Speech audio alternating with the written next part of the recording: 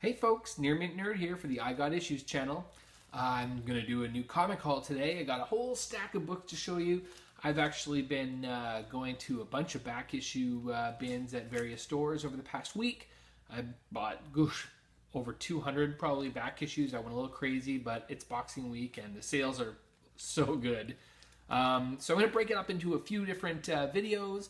The first one's right here today, and why waste time looking at my ugly mug when we can just get started? Here we go.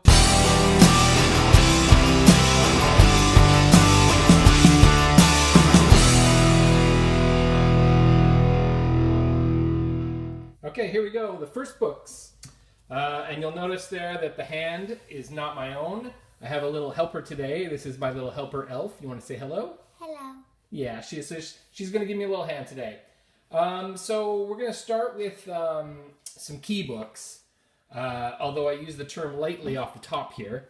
As you can see, this is Firestorm the Nuclear Man, Fury of Firestorm the Nuclear Man, number 28. His name is Slipknot, and there is Slipknot.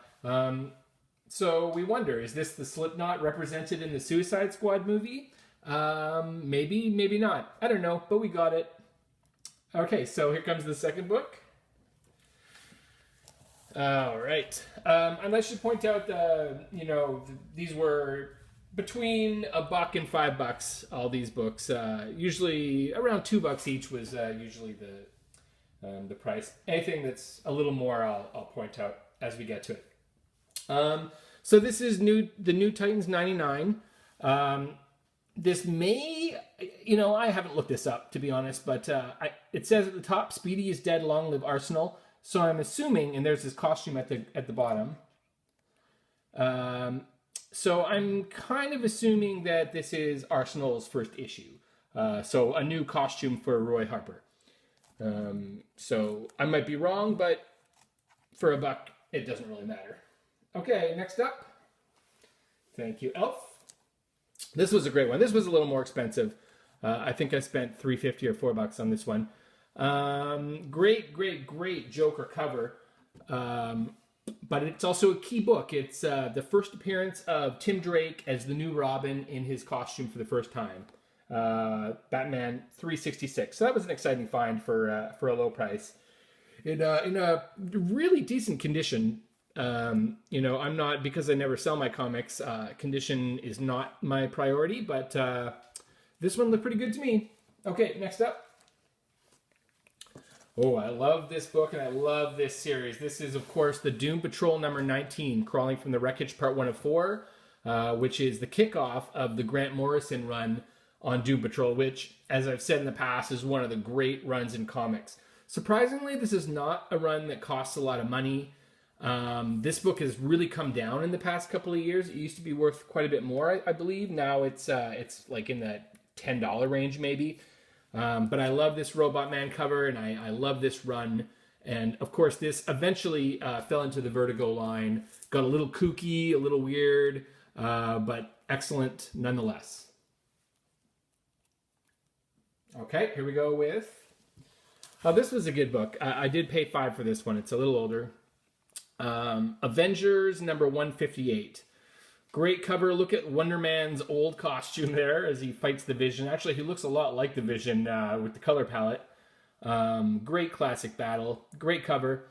The key here is this is the first appearance of the villain Graviton, who I believe Spider-Man used to call Gravy Train. He fought Spider-Man many times in the Spider-Man books, but this was, in fact, his first appearance. Okay, next up. So the next bunch of books here are different variants from Comic-Con, the Comic-Con box, which I got for a short time. I didn't love the content in it, so I stopped getting it, but I got it for about 6 months, and I gathered up some of the various variants that came inside it. This one being Ant-Man number 1. Next up, we got Civil War number 1 variant edition, again from the Comic-Con box. That's a pretty snazzy cover, actually. Let's look at that. All right, next up, we have The Brave and the Bold presents Suicide Squad, which is basically a homage to the first 80s Suicide Squad cover, but with the movie cast. Although you'll notice that missing is Slipknot. So apparently, and this came out long before the movie, so if you had any illusions that Slipknot was going to survive past the first half hour, I'm sure this would have dispelled it. Okay, next up. Here we go with Star Wars Vader Down. The saga continues. And we have a snazzy red cover. And we're going to follow that up right away with... Ooh, a snazzy white cover. I think these came in the same box. Nothing too special there. Next up, we have The Walking Dead #1, which is from the, I guess... I don't know where I got this. This may have been in the Comic-Con boxes, but it's not labeled as such. But it's a Las Vegas Comic-Con variant. Exclusive, I should say. So, I have no idea what this kind of thing runs for, if it's worth anything. I should give Master X Splinter a call and see what he has to say about that. He seems to be the expert on these type of books.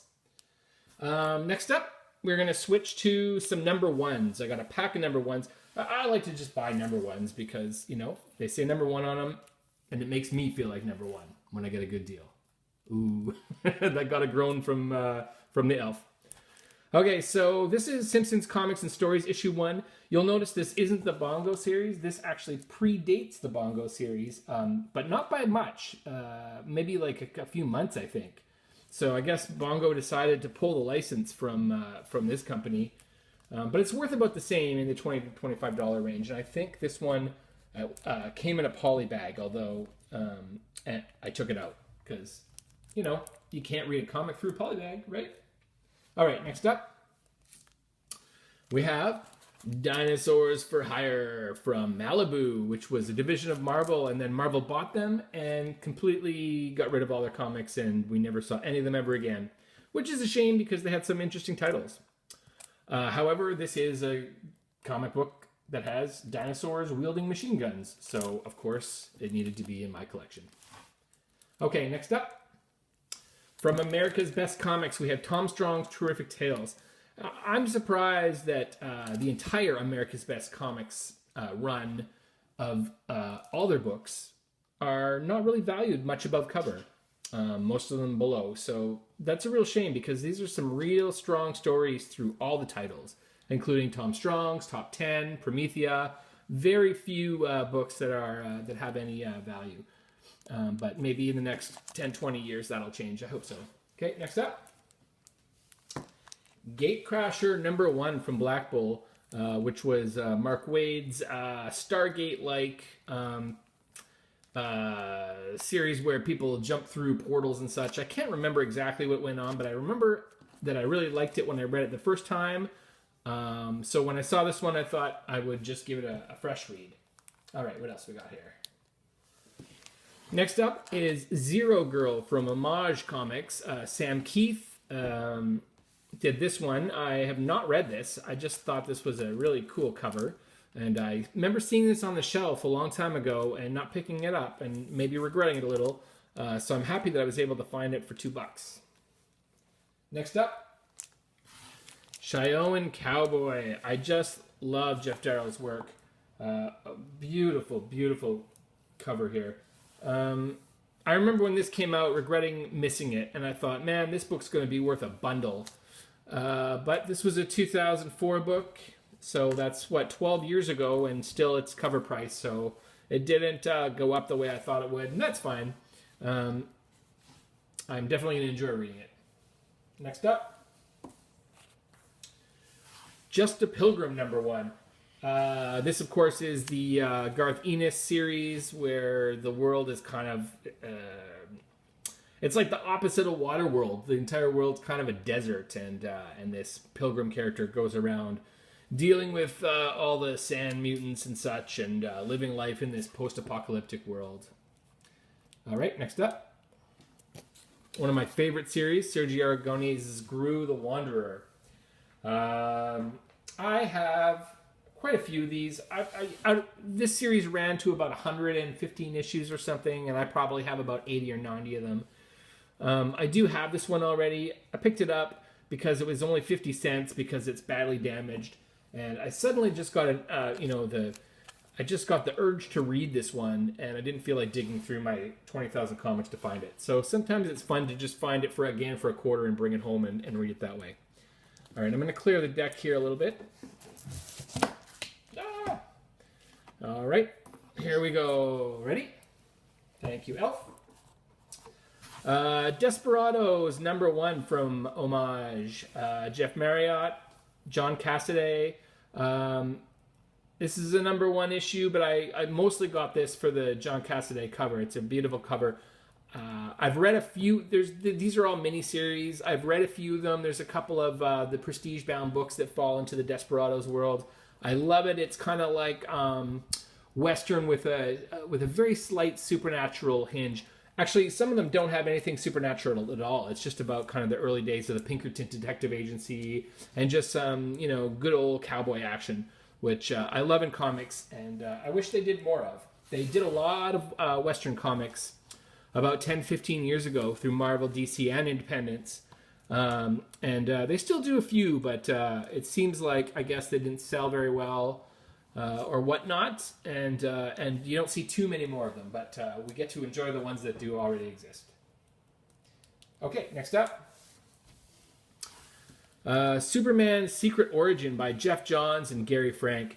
Beautiful Gary Frank cover of the Clark Kent and his family, Jonathan and Martha Kent, on their farm here in Smallville. This was a real shame, this series, because almost immediately after these 6 series came out, the company switched to the New 52, basically, wiping out the continuity of this origin, which had literally just been put in place a few months earlier. It's a great, great story that became obsolete almost instantly, and it's a real shame. Next up. The Demon. That's right, The Demon, #1. Hot, because there's fire. A hot 32-page first issue. Alan Grant wrote this one. And I don't know if you remember this, folks. I certainly do. Back in the 90s, this title and the Lobo title were super hot. I don't know what it was, because now, this was 50 cents and, they had a pile of them. But I remember in the early 90s, this was one of the hot sellers, this Demon character. He barely shows up now, him and Jason Blood. It just seems like they're the forgotten, darker heroes of the 90s. Next up. Miss Tree's Thrilling Detective Adventures. That's right, Miss Tree's Thrilling Detective Adventures, #1. Here's why I got this one. I actually do really like the Miss Tree character. I like mysteries, and I think they always do a good job. I mostly got this because I was really curious about this right here. Famous Detective Pinup, #1 by Frank Miller. What does that even mean, Famous Detective Pinup? So here's what I'm thinking. I actually haven't even opened this bag to look at what that pinup is. So I'm going to open it, and I'm going to put the image right here. Okay, so we're looking at it together. Obviously, I haven't seen it yet because I'm editing it in, but I'm sure it's lovely, and I can't wait to see it. Is it as good as I think it might be? No. The elf says no. Okay, here we go. Back in. Next up, Myth Conceptions #1 from Warp Graphics and Apple Comics. I used to love the Myth Adventures series that author Robert Asprin did in book form. I read it a ton in my very early teens. I had all the books, and I just loved them. And when this came out in comics, I thought this was the best thing ever. It actually started, they had an oversized comic version that was in black and white that ran for a few issues, and I had a few of those too. And then they put out this version here. I haven't read this comic. I probably still own it somewhere, but I haven't read it in so many years. But the minute I saw it, I had to buy it. I was so excited. So I hope it holds up, and I hope I love it as much as I used to. Okay, next up. Dr. Fate. Dr. Fate, annual #1. I bought this purely because I thought this cover was really cool. This painted version of Dr. Fate, Kent Nelson huddled up in his what appears to be a graveyard. He's sitting on a grave. I don't know if you can see it, but Beautiful, beautiful painted cover by Kent Williams. Which is the perfect segue because although this was the number ones, we're now just going into the books that I bought purely because I love the covers. So here come the cover gallery next, starting with The Contest Lost Wonder Woman. Wonder Woman number 92. And this is one of my favorite cover artists ever, Brian Boland, if not my favorite. And this is a beautiful Wonder Woman cover with her fighting Medusa, which, you know, during this period we had a lot of really pushing the Greek mythology angle of Wonder Woman very hard. A lot of it took place on Themyscira, and it was just a really, really great run. But pure cover love there. Next up, Doom Patrol. Doom Patrol number 64, another Brian Boland cover, and look at that. Isn't that gorgeous? I love it. Look at Robot Man in a tuxedo. I don't even know what to say about that other than I can't get enough. Okay, next up. Okay, we'll start with The Spectre, number 22 by John Ostrander and Tom Mandrake, with this beautiful Alex Ross cover of Superman with the long hair fighting the Spectre, and in Superman's hand is the Spear of Destiny. Just a beautiful, beautiful painted Alex Ross cover. I could not leave that there. And then next up is Tales of the Teen Titans, number 55. I also love this cover. I remember I got this for $1, but I remember just loving this story as a teenager. It was Deathstroke, of course, fighting Changeling, as he's known. Beast Boy is the name he goes by now, but this was during the years when he was known as Changeling. And it was just like a crazy battle where Changeling would just turn into all these animals, and it was just an unbelievable battle. Like, Deathstroke is so much tougher than Changeling, but Changeling put up an incredible fight in this one. One of my all-time favorite comics, and a beautiful, beautiful cover. Okay, next up. The Adventures of Superman Panic in the Sky, Third Strike. Yep, Adventures of Superman, number 488. So this is one, I don't know if I've mentioned this before, but I'm trying to own every cover that has Mr. Miracle on it. He's my second favorite character of all time, next to Wally West Flash. And after that is Animal Man, Buddy Baker. And so whenever I see an Animal Man cover or a Mr. Miracle cover, I always have to buy it because I just can't resist. I love the characters. There he is there. And they don't appear as much as you would think. So I snatch them up when I can. But that's a beautiful cover otherwise too. Next up. Millennium, number 3. Again, this is bought purely for Mr. Miracle. It's also got Guy Gardner and Batman and a bunch of Manhunters, Wonder Woman and the Flash during the Millennium event, which was a really fun event. But purely this is a Mr. Miracle book for me. All right, next up.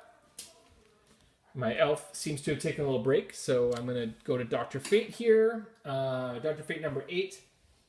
This was a period when Dr. Fate was a woman, and to do the transformation into Dr. Fate took like a huge amount of physical exertion.